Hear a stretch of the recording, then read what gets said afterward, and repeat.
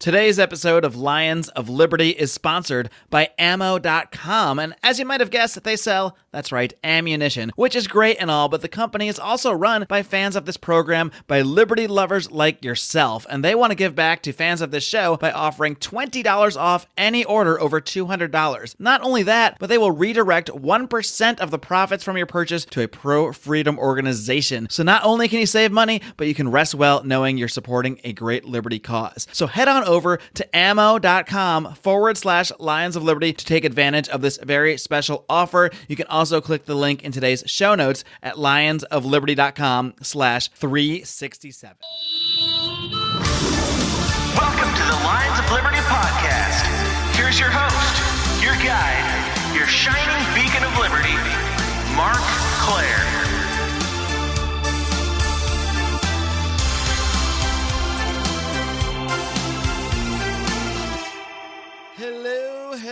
Hello, Liberty lovers, and welcome back to your favorite and quite possibly the only libertarian variety show out there, Lions of Liberty. This is your flagship program, which you hear without fail every single Monday when I bring you interviews with great leaders in the libertarian movement, as well as the occasional fun, sometimes drunken roundtable like you heard last week on our 5-year anniversary special. Yes, we've been doing this podcast for 5 friggin' years. Oh my God.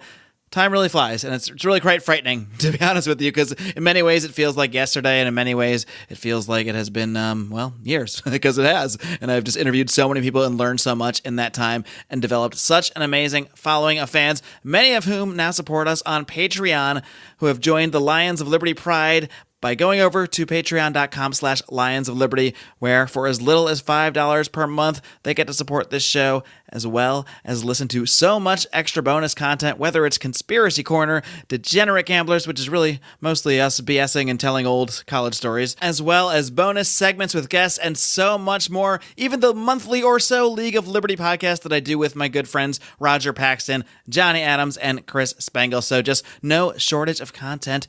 Check it all out by heading over to patreon.com/Lions of Liberty. And of course, it's not just me here on Mondays on the flagship show. We also have Brian McWilliams slapping you right in the face with his extra explicit dose of comedy, culture, and liberty every single Wednesday on Electric Liberty Land. Be sure to hide the kids for that one, folks. And John Odermatt wraps things up every single Friday with his hard-hitting look at the broken criminal justice system on Felony Friday. Be sure to check all that great stuff out by just hitting that subscribe button, whether it's on iTunes, Stitcher, wherever it is you listen to podcasts. You want to hit subscribe so you don't miss any of the great stuff coming, including today's interview. So why don't we just get right to it?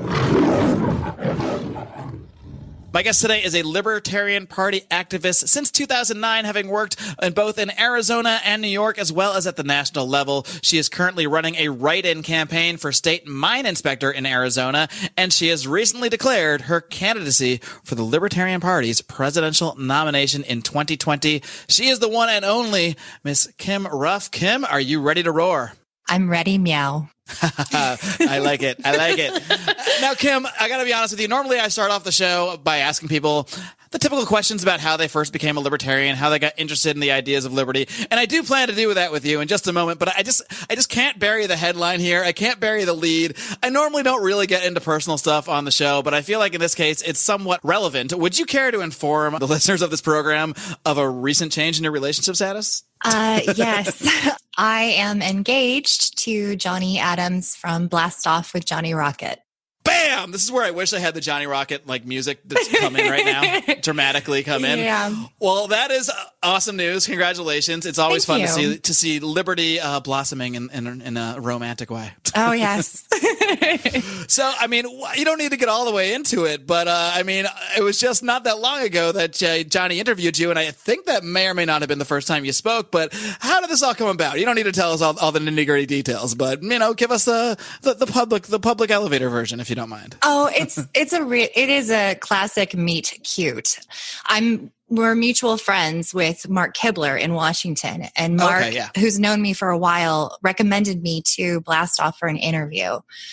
And so that's how I got in touch with Johnny and Raylene. The first time I spoke to Johnny was maybe 2 or 3 days before I was interviewed. And that was just to kind of, hey, who are you? Who am I? or just to make sure that we had a rapport so we didn't come in nervous. Right. And then I proper talked to him on the show. And since being on the interview, I've talked to him almost every single day for many hours. And then he came out and visited me during Labor Day weekend. And that's how this whole thing sort of sparked off. And so here we are. Yeah. So I owe like 3 or 4 people honey cured hams as thank you. Well, that's amazing stuff. And I feel like having the rocket power behind your campaign is really going to give you a boost. And now you're about to get the Lions of Liberty bump. So you're really picking up steam already. I personally think he's hitching his wagon to my star, which is cute. Ouch. All right. I'm kidding. Johnny's awesome. Everything he does is really great. I'm endlessly impressed with what he does. Well, yeah, of course, Johnny's been a friend of the show for a long time, so we're always happy to see him happy. So it's good stuff all around, Kim. But let's get down to the nitty-gritty now that we got all that sappy stuff out of the way. Why don't you tick the clock back a little bit for us and tell us how you first became a libertarian? How did you become interested in these crazy ideas of liberty? Probably started in 2005. I got incredibly frustrated with the Republican Party when it shifted away from classic conservatism to, initially in the 80s, they went to more of a Christian conservatism. And then under Bush, particularly in the post 9/11 era, then they shifted to neocon. And that's not what I come from. I'm a Goldwater Republican historically, so which is essentially Ron Paul before Ron Paul. So I got really disenchanted with it. I was bitching about politics to a friend of mine. He said, "Have you looked at the Libertarian Party?" And I'm like, "What are you talking about?" So I ended up Googling them and read the platform. And I said, "Oh my God, these people are speaking my language." So that's the first time that I shifted political parties, but I didn't get proper involved in the party itself until 2009 when I graduated from Arizona State University. I had dual baccalaureates in communication and political science, and I wanted to use that education and my experience working to leverage it for a job, either as in a think tank or a magazine like Reason, something. So I carpet bombed every single libertarian based anything. And the only organization that bit was the Arizona Libertarian Party. Michael Kilsky, who was the then chair, contacted me and said, "I got your resume. This looks great. We'd love to have you." And I was like, "That's awesome. What do you need me to do? And how much does it pay?" And he's like, "Nothing."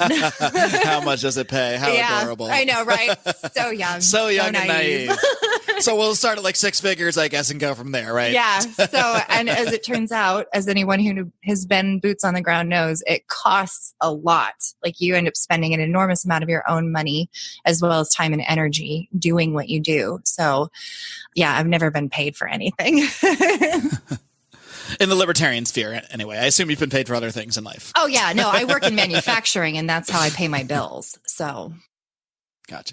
So I'm kind of curious, you before joining the Libertarian Party and finding those ideas, you mentioned you were a Republican and maybe had more of those classically liberal ideas. How did your philosophy shift at all once becoming more a part of the Libertarian Party and being surrounded by all these wacky libertarians who just come out and work for free and spend their own time and money to sweat away on campaigns that have very little chance of winning? Initially, the first gig I got outside of editing the newsletter for the Arizona Libertarian Party was I was asked to be a campaign manager for a congressional candidate. His name is Nick Coons, and he's a pretty big deal out here in Arizona, and he is somewhat well known nationally because he hosted the Libertarian Solution for a while. But he ran for Congress against Harry Mitchell in Congressional District 3, who is a Democratic incumbent. So I worked for him, and in talking to him, we'd go to events or whatever. Afterward, we'd hang out and just shoot the breeze. I was a minarchist. He was an unabashed anarchist. And eventually it got to the point where in our discussions and our arguments, I couldn't argue against what he had to say anymore. And that's pretty much how I shifted to becoming an anarchist. And here we are. So now you're taking your anarchist beliefs straight into the Arizona mine industry, apparently. So I have never even, to be honest, really heard of the position in any state of state mine inspector. So why don't you tell us, what is that about? What inspired you to run for this interesting position, I'll just say, because I've never heard of it. Obscure position, is that a fair term? It is. It's very weird. It's a bizarrely bipartisan position as well. There's only 2 points in to that whole position, which is strictly to educate contractors and miners on safety to prevent inviting MSHA, which is the federal agency, into the mines where they can have compounding interest and fees applied that could effectively negatively impact the industry. And then the other aspect is just to go around Arizona and rectify all these 10,000 abandoned mine holes. It has absolutely nothing to do with anything truly political. It is strictly sort of a protectionist position because our main commerce, our main form of commerce here in Arizona is mining. That's copper is one of the 5 C's of our economy. So it has nothing to do with politics, but yet it's still a bipartisan position. And actually, this is funny. So I started the write-in campaign, and then you get all these solicitations from various social interest groups, whether it's like the Arizona Catholic League or the Alliance of LGBTQ. They have strong opinions on the mines?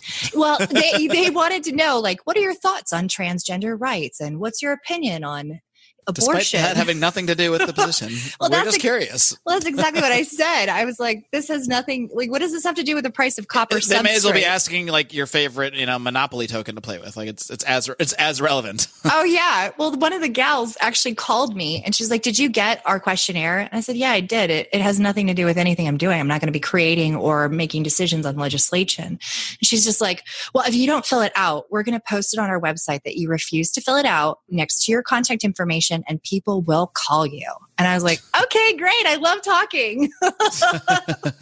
Like, that's not a threat, sister. I would talk to them. Bring it. Yeah. So is your kind of view of this position, and I interviewed a guy, Dan Fishman, over in Massachusetts, who's running for the position of state auditor, which is really supposed to be like a neutral position. Is that kind of the idea of running for a position that isn't necessarily political? And maybe if you can get in there and show them, I did a competent job here, maybe you can show, like, okay, and by the way, I'm a libertarian, so maybe we're not that bad? Well, that's a good question and a fair point. But actually, it's even a little more self-serving than that. The reason why I'm doing it is because I've worked for the past decade in manufacturing, specifically in steel fabrication that related directly to mining. Gotcha. So the criteria on the Secretary of State's website is that you have to have worked for at least 5 years in an industry tangential to, if not directly involved in mining. You have to have had X amount of years of Mining Safety Hazard Association training. You have to be over 30, and you have to have, however many years of residency. Well, I'm the only person in the Arizona Libertarian Party who actually qualifies for it. So it's good in 2 ways, which is, one, I do qualify for it, and I do know a metric ton about mining. But the other aspect of it is that because if I could actually lock it down, and I could very well do that if I actively campaign, it would be a really good a really good opportunity to have somebody that you could point to that's libertarian, that is an office holder. And it's more likely that I would get it because it just isn't a contentious one. Right. Good stuff. Well, we wish you the best there. And I guess at this point, it was a write-in campaign in the primary, I do believe. There's a bunch of libertarians that you didn't have ballot access, so I think all ran write-in campaigns. And I guess at some point in the future, they seem to be dragging their feet a little bit. You will find out if you got enough write-in votes in that primary to actually be on the general election ballot. Is that accurate? That's correct. In the next couple of days, we should know definitively if we make it onto the general. All right. Well, we're pulling for you there. Thank you. If there's one thing we need, it's a good libertarian mine inspector. I've always said that. My God, yes. All right. Well, besides the mine inspector position, you are actually aiming at a little bit of a more prominent role as well. Like we mentioned at the top of the show, you did recently, and I believe not very long after the Libertarian National Convention convened, you did announce that you were running for president, for the Libertarian Party's nomination for president. So what inspired this? Was this something that had been kind of brewing for a while? Did something happen at the convention that inspired you? How did this all come about? After 2016, I was the communications director for Darryl Perry's campaign. And I gave a speech at the time during his nomination where I specifically said that in our 40 years of existence, we have failed to ever achieve that brass ring that we're always seeking, because we're always trying to run these watered down Republican candidates or something very modified in order to bridge the gap between us and the rest of the electorate. And in the process of doing so, we have a tendency to very much sacrifice our foundational beliefs. Now, it's great that we're making marginal gains. That's cool. But I don't even think it's fair for us to say that the 4% that was earned by the Johnson Weld campaign in 2016 is necessarily something that they did on their own. We had two totally despicable candidates running for the two major parties against them. It could very well have been that the votes that were cast for Johnson were strictly just a protest vote. It is not necessarily that they were the greatest candidates ever. So I figure if we're really just going to be shooting for the moon here and going out on a limb and running the risk of being crowded out of the entire discussion, what little bit of media attention we can get, what little bit of exposure we can get, we should use to speak unapologetically and boldly and loudly the very essence of who we are and why we're distinctly different from the duopoly. And do so as an educational platform so that we can throw attention to down-ticket candidates who have a much higher probability of getting elected and encouraging people to get involved on a local level and participate. So that's why I'm running. All right. So your basic stance is that our presidential candidates, the Libertarian Party's presidential candidates of the last X number of cycles. We've basically run ex-Republican governors for the last, 3 terms or so, have not been radical candidates. They've not been candidates that have put their principles first. And you think that just hinders the whole real mission of the party. So why are you the woman for the job here? Why are you the one that should be out there spreading this message? What sort of advantages do you have, whether it's your experience in the party or just your philosophical beliefs that make you the person for the job here? Well, I do know radical principled libertarianism backwards and forwards because I've been in it for so long. On top of that, I know exactly what it's like to be one of the boots on the ground and how difficult and frustrating it can be. So I'm coming from the perspective of an activist who is getting involved in campaigning, which is something that historically a lot, in particular women, have eschewed doing, where we've not really wanted to put ourselves in a face-forward position because for whatever reason, we're uncomfortable with the limelight. But I figure I'm as good as anybody else, and maybe even better to some extent, because I don't necessarily have the albatross of past behavior or, disdain against, around my neck. So I generally get along with everybody. I'm not very dramatic. Just wait until they dig up your fiance's all his tweets and Facebook posts, though. Well, Johnny is his own man, so you're going to have some prepared statements ready just to defend yourself against Johnny Adams statements. Maybe I'll affect an accent and be like, "I love him. He's so great." He's just dreamy, okay? He's so dreamy. I love Johnny. Now, Kim, you're talking about the philosophy and putting that forward. Obviously, there's a million different issues out there that libertarians can focus on. Some past libertarian presidential candidates have chose to focus on, who bakes a cake and maybe marginal tax changes or something like that. But I have a feeling you have some sort of bigger, grander visions of issues you'd like to push forward. So as a candidate, what do you think the top issues, the top priorities would be for you to hold out there, for you to hold high as the issues that you want to, show people what our principles are on? Well, at least from the perspective of somebody coming from a border state, immigration is a huge one for me. I know that there are some divisions of opinion between people who want closed borders versus people who want open borders, even within the Libertarian Party. But radical libertarianism is for open borders. And the way that we discuss that issue is not only focused on the fact that our current system creates second-class citizens and criminals of perfectly fine people and that have to fly under the radar and are exploited by businesses that take advantage of the fact that they have no recourse, but also the fact that we have a welfare state that makes it frustrating to current citizens and potentially desirable to immigrants. So you have to attack it from a two-pronged approach, which is we need to massively overhaul immigration so that we can streamline the process and permit people to traverse borders, these imaginary lines, unencumbered. And you also have to mitigate the amount of basically government benefits that we're giving out. So that's a huge one for me, having seen firsthand how that negatively impacts people, on both sides of the issue.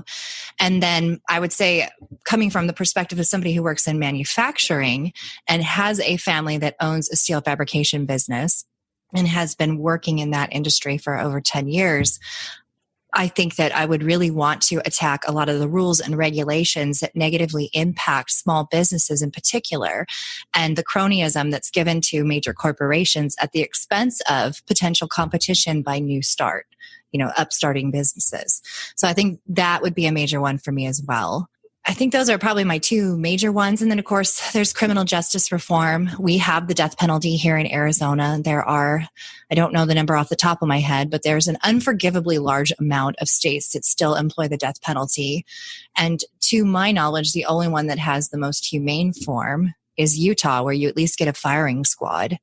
The lethal injection is a horrific way to die, particularly since half those chemicals that are utilized are illegal and you can't acquire them. So that you have people who aren't medical doctors giving people the wrong stuff. It's kind of funny because most people might, maybe not most people, but some people might hear you say firing squad is more humane because I think visually it seems like, when you're just looking at the idea of a bunch of people shooting someone, it maybe just seems more barbaric in some ways. But if you actually think about it, you're going to die pretty much immediately from that firing squad. Whereas as you're bringing up here, there are so many cases of, lethal injection is not what we think it is. It's not where you just get a nice little shot and everybody just goes right to sleep. There are so many instances of people literally being tortured, instances of people who live through the injection and are sometimes re-injected, or sometimes they're not allowed to, but either way, they're suffering horrific things. And that's not even addressing the issue of whether it's moral to kill someone or not, or what have you. People have different philosophical views on that, but, lethal injection, I think that concept is so glossed over so often because people just say, well, they just give them stick them with a shot and they die and everything's fine. Right. Yeah. They look so peaceful. It's like, well, yeah, because they're paralyzed. You paralyze them, but that doesn't mean that they don't feel this inside horrible pain. They're burning. Exactly. It's incredibly cruel and draconian. And yeah, as far as whether or not it's permissible, no, it's not permissible, period. Like the death penalty is not something that the state should decide. So yeah, that needs to be gotten rid of completely. And then, of course, addressing other issues that are related to that, like we've seen in the advent of DNA evidence how many people have been exonerated, and that you review the cases that they've been in and how it's just been such a kangaroo court. And it wasn't something where they were actually put through what should have been the Jeffersonian model of jurisprudence, where it was beyond a reasonable doubt. It was circumstantial evidence, and people were locked away or put on death row for their lives. And it's not okay. That's not acceptable. Sure, there have been just dozens and dozens, maybe even hundreds of cases of people that were, some lucky enough to be exonerated before they were put to death, but there are people who have been put to death and later been found through DNA evidence to have been not guilty that whole time. So it really is a tragic system. Yeah, it is. I want to take back to one of the issues you brought up earlier about immigration. And, you mentioned how, the libertarian position really is open borders, but many people do have concerns about, how can you have open borders and a welfare state? So where do you fall on the idea that, like, many people will take a very hardline stance and they'll say we have to have closed borders, we can't have open borders until the welfare state is gone. And personally, that kind of seems like a dead end to me because I don't think the welfare state will ever be 100% completely gone, at least not anytime soon. So to me, it's like, so do we just violate everyone else's freedom of movement until this mythical time comes along? So where do you stand on that? I mean, in today's current economy, the way things are, would you have open borders today if you could, even the way it is now? Or do you think that a certain amount of decrease in the welfare state has to occur prior to the borders becoming more open? That's a really good question, actually. It kind of makes me think of like an audio mixing board where you go up in one volume and down in another area. We definitely do have to decrease the welfare state. But because there are so many people who are dependent on it, it would be incredibly unethical and very cruel to just cease it right this minute. We would have to basically walk it backwards so that we don't just leave people out there in the cold. We have to wean them off of it. But at the same time that we wean them off of the welfare state, we need to make modifications to our policies so that we aren't penalizing perfectly good people from having the experience of living in a country and being treated with the same level of respect and consideration that quote unquote citizens are. The truth too is that a lot of folks who are illegal immigrants or whatever other term you want to use to describe them, they might get Social Security cards or they might get IDs, but that doesn't necessarily mean that they are able to take benefits. And most of them don't even necessarily seek them. So when they work somewhere, they're hired on under this fake number or this fake identification. They are paying state income tax and federal income tax and Medicare and withholding. They're doing all of that, but they're not necessarily going to be benefiting from it because it doesn't reconcile with who they actually are. So that sometimes that argument about illegal immigrants having access to these benefits of living in our society, it doesn't necessarily hold water every single time. But yeah, to answer your question, the short answer, walk back welfare, increase movement of free people, and do it in a commensurate way. Hey guys, this is Roger Paxton. And if you're fed up with the government running every single aspect of your life, but you're not listening to the Lava Flow podcast yet, then what's wrong with you? Check us out at thelavaflow.com or just go back to sucking up to the government. The Lava Flow podcast, striking the root every single episode. This is Chris Spangle, and I am the host of We Are Libertarians, which you can find in iTunes, Google Play, or at wearelibertarians.com. We are a podcast that brings you all of the irreverence that modern politics deserves by examining current events from a libertarian perspective. So please, check us out at wearelibertarians.com. Are those dry, boring, run-of-the-mill political talk shows putting you to sleep on your commute or at work? Are you ready for some fun?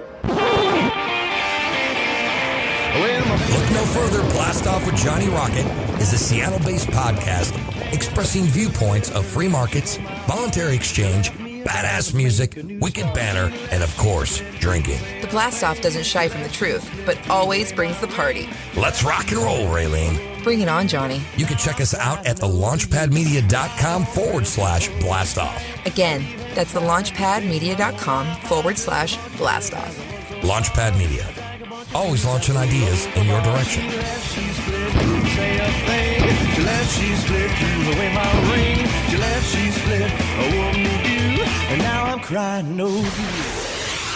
All right, Kim, I want you to sort of create a vision board for yourself here for a minute.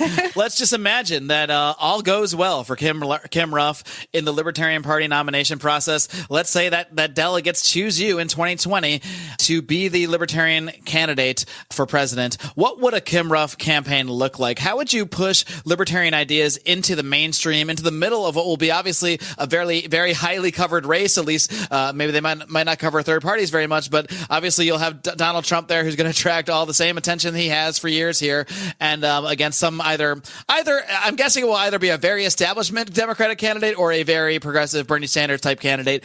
I'm not sure which, but either way, it's going to be hard to grab some of that attention. So what would be your strategy there?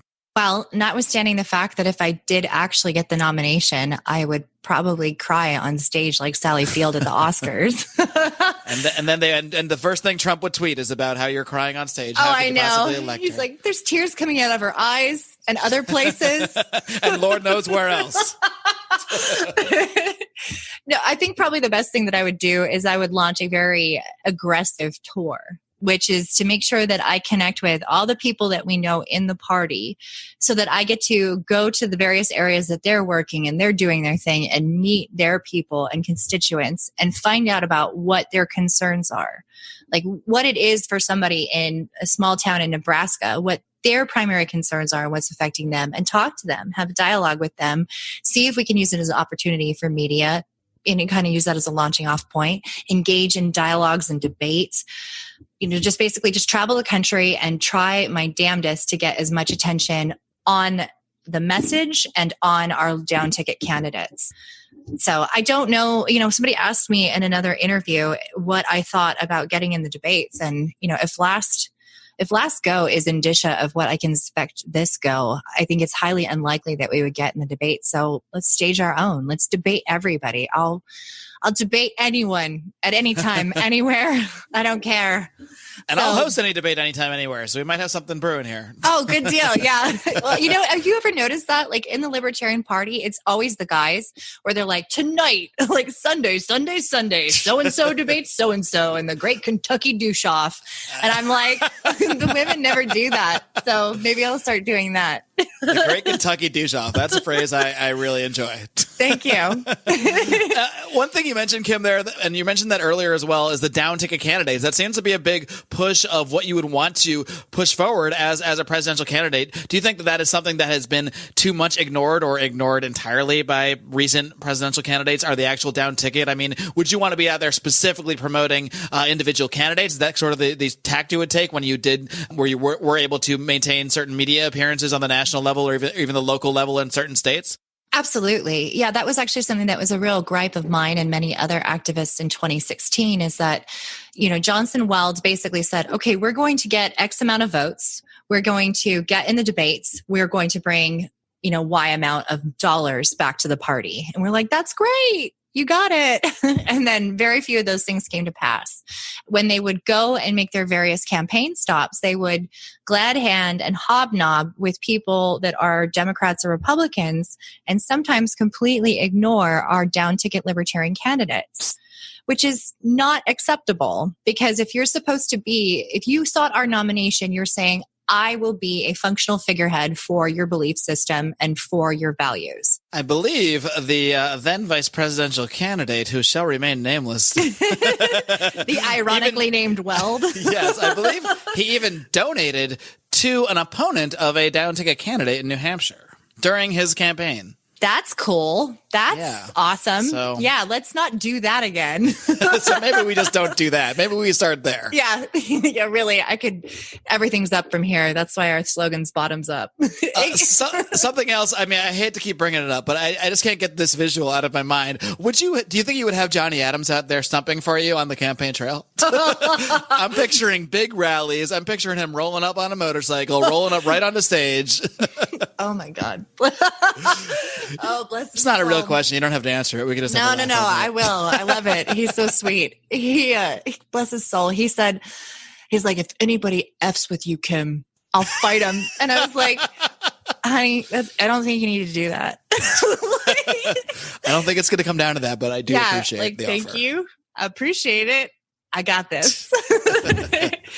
Oh, he's so sweet. Yeah. If he does, I would like him to at least go out and show his comic book because it's totally awesome. Hell yeah. Liberty Force is great. Yeah, it's really good. So this is a free ad for it. Check out Liberty Force, folks. I'll link to it in today's show notes. There you go.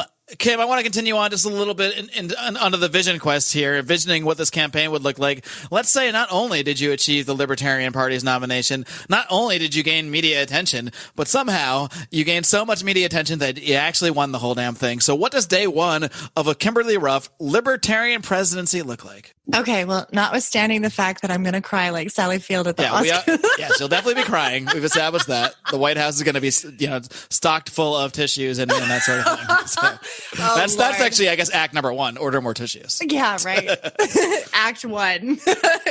No, I think probably the first thing I would do, I joked about this. I don't know if it would actually come to pass, but I said I had the beer and pizza plan, which was if I actually got into office, I would entreat all of the people that have been working both in the party and in the wider liberty movement to come to Washington, help us sort out various different things and take down the system. I mean, we're not going to burn it to the ground, but figure out meaningful, measurable ways that we can walk the Leviathan. Oh, I'm having a stroke apparently. I'm like, oh my God, what if I won? Anyway, to basically break down the Leviathan of the state in a systematic, healthy, rational way. And when I say healthy and rational, I mean recognizing that everyone in our country has been indoctrinated into a system of progressivism and is in some way, shape, or form codependent on the state. It's ingrained in their thinking that the state is it's not only necessary, but oftentimes is good, and that many people either work for or directly benefit from the existence of it. So it's going to be a long haul process going backwards. But I would have them all come, fill them out in various different positions and be like, here's your job. Your job is to look at what your department does and figure out how you can just cut it down to size as much as humanly possible to the point of being obsolete. And in exchange, I will buy you pizza and beer on my own dime because it's wrong to take a salary. It's wrong to use taxpayer money to essentially rule over them. That's incredibly jacked up.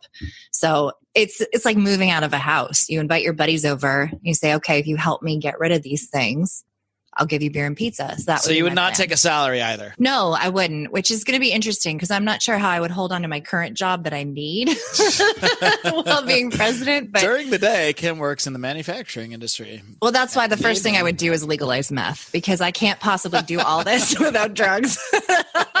But yeah, there's so many places where we could absolutely trim the hell out of it. It's just absurd. I mean, even if you sat in on a city council meeting, it's incredibly ridiculous how much fraud, waste, and abuse they do, even on such a low level. So imagine on a federal level, like there's whole departments that can just get bent, and we would be so much better off right there. It's really interesting you mentioned the city council thing, because I was recently, just for the heck of it, looking up, the LA City Council and what LA city councilmen make. I'm going to put you on the spot here. If you had to guess what a Los Angeles city councilman makes per year, what would you guess? Oh, God. I couldn't. Shot in the dark. Okay. Well, I know that our city manager in Phoenix makes upwards of a 6-figure salary. So I'm going to assume that probably in Los Angeles, which has a higher cost of living, that it's maybe like $150,000. Not bad. You're not too far off. It's actually, I believe, $180,000 approximately, give or take 1,000 or two. Wow. Actually, I just looked it up again. It's $184,610 right now as of 2015. Good God. Even gone up. Yeah. And there's 13 of them. And as far as I know, I can't see any. I have not yet to find one productive thing that they do. So yeah, so that's not even the mayor. That's just a regular council That's person. just the councilman. And then the more interesting thing than that is I looked up. I was kind of doing research into how they're funded, and the amount of donations they get is between $500,000 to $1 million each of these guys. So what value are they producing for whom? I guess is the question, and my answer is that it's likely not me. No. Or anybody that I know. Yeah, good God. I mean, what are they trying to figure out? Like what color you're permitted to paint your house? Pretty much. What easement you have to have on your property? What lifts should we ban? What scooters should we ban? What roads should we shut down? All sorts of things. Anyway, I could go on a long diatribe about the LA City Council, but that's probably for another rant another time. Kim, I also don't want to gloss over. You did announce your presidential run with a vice presidential candidate. I believe his name is Mr. John Phillips. So why don't you just tell me a bit about him? How did you guys come together? Why did you choose him so early as somebody you wanted to make your running mate, so to speak, your chosen VP candidate? Well, I've known John for a couple of years, and he's just always been somebody who has been incredibly encouraging to other people in the party, but also the kind of person who would call out bullshit if he saw it. And he's consistent and unwavering in his own belief system. I have enormous respect for him, both as a person and as an activist. He runs for office. He participates in chairs. He's on the LNC. He's very, very active and involved. And he still has a lot of time to reach out to other people and provide assistance, both in word and deed. So he's a very good man. And I have a lot of respect for him. So yeah, that's why I tied myself to him. All right. Well, Kim, I did have a little thing I want to do with you here, but I'm actually just going to be a big tease, and I'm going to say we're going to do it in the bonus show. But I want to get your thoughts. We'll do a little speed round when we're done with this main program here. I'm going to get your thoughts, and this is really just to tease people to join our Patreon. I'll be perfectly frank here. Good for you. About many of your potential opponents in the 2020 nomination. So we'll get your thoughts on that in the bonus show. Of course, you guys can hear that bonus show by signing up for our Patreon for as little as $5 a month over at patreon.com/Lions of Liberty. But before we sign off here, Kim, I want to give you one last pitch, your final pitch. Not that it's final, because I do plan to host some debates as we get closer to the 2020 convention, some debates between potential candidates. So I certainly would be inviting you to those. But for now, your final pitch out there to libertarians and specifically potential Libertarian Party delegates that will be at that convention in 2020. Why should they begin to take very seriously the idea of Kim Ruff as the Libertarian Party presidential nominee? Okay. Well, I will say to them what I would say to anyone with regard to anything. If you listen to what I have to say, read what I write, and observe my behavior, and you feel that I am the person to best represent our belief systems in 2020, then I would encourage you to vote for me. If you do not, however, I respect your decision to go otherwise. Well, that is a very libertarian way to put that. I'll debate Do your own anyone, thing, but please anytime. look at me. Well, Kim, it's been an absolute pleasure getting to know you a little bit here today. I definitely wish you the best of the luck in your campaign going forward. I think our listeners are going to really like a lot of what they heard from you here today. And of course, congratulations once again on your pending nuptials. Oh, Lord. Thank you, Marc. And before I let you go, Kim, where can people find out more information about your campaign and keep track of everything you're doing? You have a couple of options. You can find us on Facebook at Ruff Phillips 2020 for president and vice president. It's very, very wordy. And then we also have a website, though. It's currently a landing page. I've been working on it in the after hours. And that's Ruff, R-U-F-F, as in Frank Phillips, Phillips 2020.org. All right. The great Kim Ruff, thank you so much for coming on the show today. We'll definitely be keeping track of your campaign, and I wish you the best of luck and keep on roaring. Thank you, Mark. Thanks, Kim.